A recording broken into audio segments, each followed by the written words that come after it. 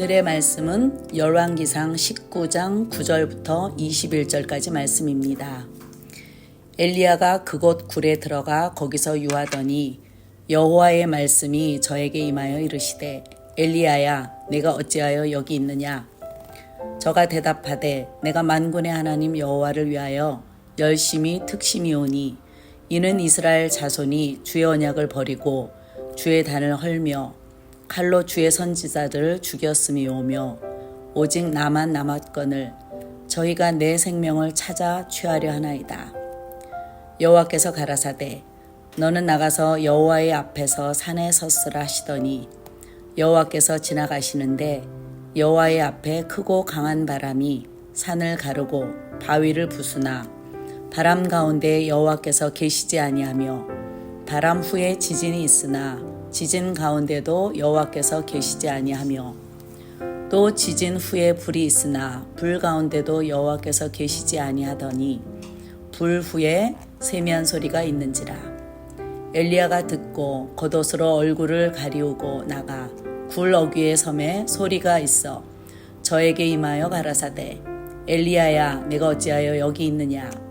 저가 대답하되 내가 만군의 하나님 여호와를 위하여 열심히 특심하오니 이는 이스라엘 자손이 주의 언약을 버리고 주의 단을 헐며 칼로 주의 선지자들을 죽였음이오며 오직 나만 남았거늘 저희가 내 생명을 찾아 취하려 하나이다.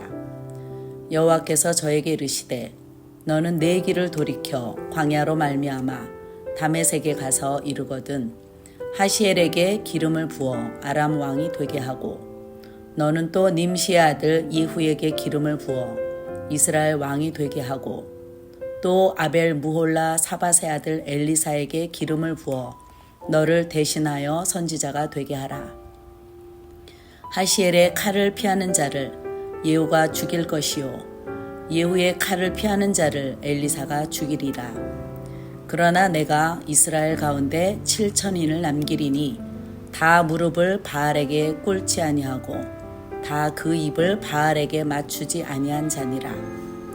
엘리야가 거기서 떠나 사밧의 아들 엘리사를 만나니 저가 12결이 소를 앞세우고 밭을 가는데 자기는 12째 결이와 함께 있더라. 엘리야가 그리로 건너가서 겉옷을 그의 위에 던졌더니 저가 소를 버리고 엘리야에게로 달려가서 이르되 청컨대 나로 내 부모와 입맞추게 하소서. 그리한 후에 내가 당신을 따르리이다. 엘리야가 저에게 이르되 돌아가라. 내가 내게 어떻게 행하였느니라 하리라. 엘리사가 저를 떠나 돌아가서 소 한 겨리를 취하여 잡고 소의 기구를 불살라 그 고기를 삶아 백성에게 주어 먹게 하고 일어나 가서 엘리야를 좇으며 수정 들었더라. 아멘.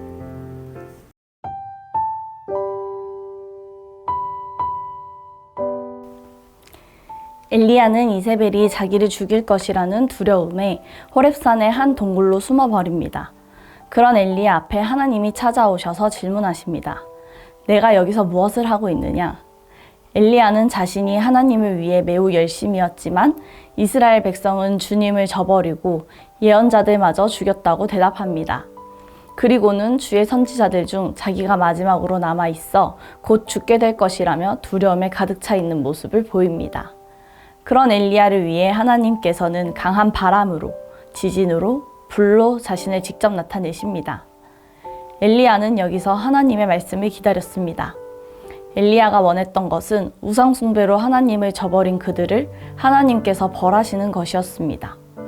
그러나 하나님께서는 이런 자연현상을 통해 말씀하는 분이 아니십니다. 즉 하나님께서는 그의 진노하심을 무자비하고 엄격한 심판으로 나타내는 분이 아니라는 것입니다. 하나님은 다시 한번 엘리야에게 왜 산에 왔는지 물어보셨습니다. 그러나 엘리야의 대답은 똑같았습니다. 하나님의 나타나심을 보고도 엘리야는 여전히 두려움에 빠져 있었습니다.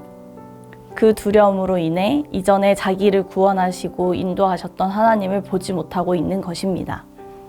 하나님이 과연 자기를 구원해 주실지 의심하고 있는 것이었습니다. 그러나 우리가 여기서 기억해야 할 것은 엘리야가 말씀을 전할 때마다 하나님이 어떤 분이셨는지, 어떻게 일하셨는지입니다. 하나님께서는 응답하지 않는 바알과 다르게 불로써 그의 능력을 나타내셨고 엘리야에게 위로를 주기 위해서 강한 바람과 지진, 불로 자신을 나타내신 분입니다. 두려움에 떨며 숨어있던 엘리야를 찾아와 위로해 주신 분입니다. 하나님께서 엘리야에게 주신 말씀은 하나님만이 유일한 신인 것과 모든 민족을 다스리는 주권을 가지신 분, 그리고 예언의 말씀이 얼마나 중요한지에 대해 재확인시켜 주십니다. 그리고는 내 길을 따라 돌아가라고 말씀합니다. 하나님은 엘리야에게 다시 한번 주님의 적극적인 일꾼으로 다시 부르시는 명령이었습니다. 주님의 명령을 따라 돌아간 엘리야는 아람 왕으로 하사엘에게, 이스라엘 왕으로 예후에게 기름을 붓습니다. 이를 통해 하나님께서 이스라엘뿐만 아니라 다른 나라까지도 다스리고 통치하신다는 사실을 재확립시켜 주시는 것입니다. 그 후 엘리야는 엘리사에게 기름을 부어 자신의 자리를 넘겨주게 됩니다. 사랑하는 청년가족 여러분, 오늘 말씀의 엘리야처럼 우리도 열심을 다해 신앙생활을 하다 보면 때때로 어려움이 찾아옵니다. 그 어려움은 예고도 없이 갑자기 벌어집니다. 그 어려움으로 우리도 두려움에 떨며 하나님을 의지하기보다 내 모습을 숨기기에 급급합니다. 하지만 그런 숨어있는 우리를 하나님은 끝끝내 찾아 위로해 주시는 분입니다. 우리가 어려운 상황에 있을 때도 하나님을 피해 도망할지라도 하나님께서는 우리를 찾아오시고 위로해 주십니다. 하나님께 위로를 받은 엘리야는 두려움을 견디고 다시 한번 하나님의 일꾼으로 나아가게 되었습니다. 그러므로 우리도 잠깐의 상황을 모면하려 하지 말고 위로해 주시는 하나님을 만나야 합니다.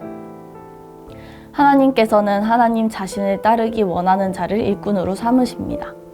하나님의 뜻을 이루는 자를 기뻐하시며 받아주십니다. 하나님은 엘리야의 뒤를 이어 엘리사를 세우시길 원하셨습니다. 엘리사는 자기가 하고 있던 모든 일, 생계수단까지도 다 버리고 하나님의 뜻에 순종하며 나아갔습니다. 이제 엘리사를 통해 하나님께서 구원하시는 새로운 시대가 열릴 것입니다. 하나님의 계획은 무궁무진하여 우리는 그분의 뜻과 계획을 다 알 수 없습니다.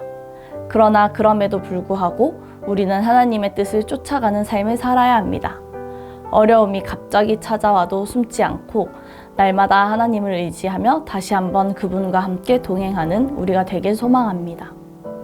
함께 기도하시겠습니다. 하나님을 믿다가 찾아오는 어려움에도 숨지 않고 하나님만 섬기게 하소서. 하나님의 뜻과 계획을 따라 사는 삶을 살게 하소서. 기도하시겠습니다.